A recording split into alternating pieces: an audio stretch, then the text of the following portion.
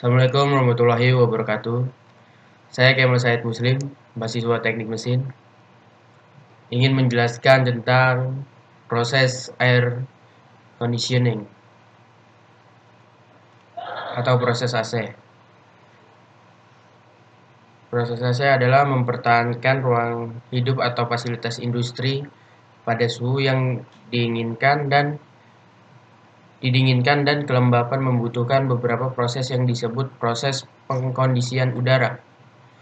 Proses ini meliputi pemanasan sederhana atau menaikkan suhu, pendinginan sederhana atau menurunkan suhu, melembabkan atau menambah kelembapan, dan menghilangkan kelembapan, atau terkadang dua atau lebih dari proses ini diperlukan untuk membawa udara ke suhu dan tingkat kelembapan yang diinginkan. Berbagai proses pengondisian udara diilustrasikan pada grafik psikometri pada gambar di samping. Perhatikan bahwa proses pemanasan dan pendinginan sederhana muncul sebagai garis horizontal pada bagian ini karena kadar air udara tetap konstan atau V konstan. Selama proses ini, udara biasanya dipanaskan dan dilembabkan di musim dingin, serta didinginkan dan dilembabkan di musim panas. Perhatikan bagaimana proses ini muncul di grafik psikometrik tersebut yang ada di samping. Selanjutnya, cara kerja AC.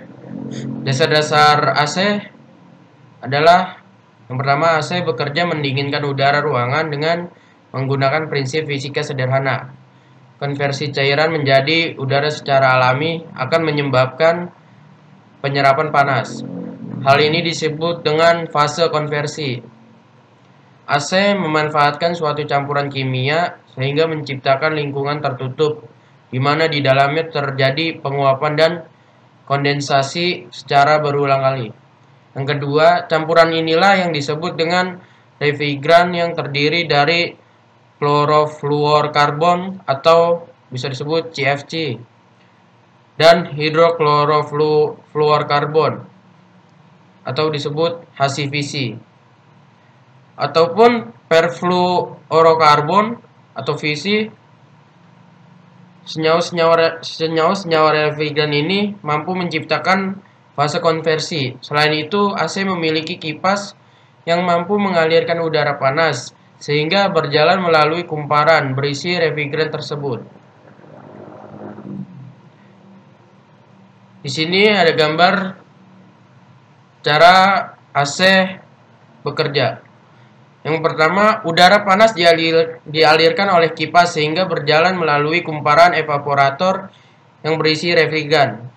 Senyawa refrigeran tersebut kemudian melakukan tugasnya dengan menyerap panas sebanyak-banyaknya, sembari berubah wujud dari cairan menjadi gas. Yang kedua, agar refrigeran ini mampu melakukan tugasnya kembali, AC harus mampu mengembalikan wujudnya dari gas kembali menjadi cairan.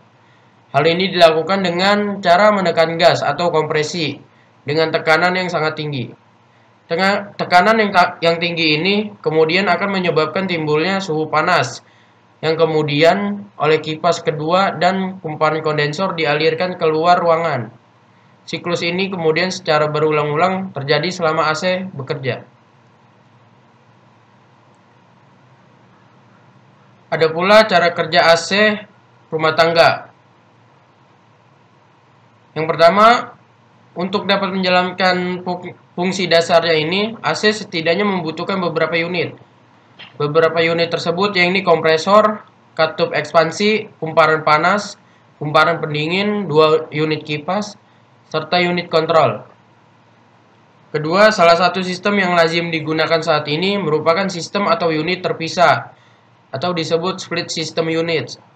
Sistem ini memisahkan sisi panas dengan sistem dingin sehingga kemudian membentuk sistem AC yang utuh. Ketiga, sisi dingin terbentuk dari katup ekspansi dan kumparan dingin yang disambungkan dengan suatu saluran dan sistem udara yang mampu mengalirkan udara. Sisi dingin ini umumnya disimpan di bagian dalam ruangan dan dihubungkan dengan saluran yang juga berada di dalam ruangan. Sementara sisi panas atau yang biasa disebut dengan unit kondensor ditempatkan di luar ruangan. Keempat, seiring dengan berkembangnya zaman, tidak banyak hal yang berubah dari kedua sistem ini. Sejak tahun 1902, ketika pertama kali ditemukan, AC bekerja dengan prinsip yang serupa. Perbedaannya yang ada di zaman sekarang tidak banyak mengubah sistem dasar, namun cenderung mendukung cara kerja sistem dasar tersebut. Yang kelima, beberapa penambahan yang baru ada di masa kini diantaranya adalah komputer cerdas yang mampu mengatur sistem ini secara keseluruhan, serta beberapa kali terjadi perubahan refrigeran menjadi senyawa kimia yang semakin ramah lingkungan. Yang terakhir, akan tetapi sistem ini menjadi bermasalah ketika diterapkan di bangunan yang besar, terutama di bangunan dengan banyak lantai. Sistem terpisah ini memiliki keterbatasan jarak. Oleh karena itulah, kemudian diciptakan suatu sistem pendingin berbasis air, atau yang lebih dikenal dengan chilled water system. Selanjutnya tentang evaporator cooling akan dijelaskan oleh teman saya, Arif Suroso. Silakan.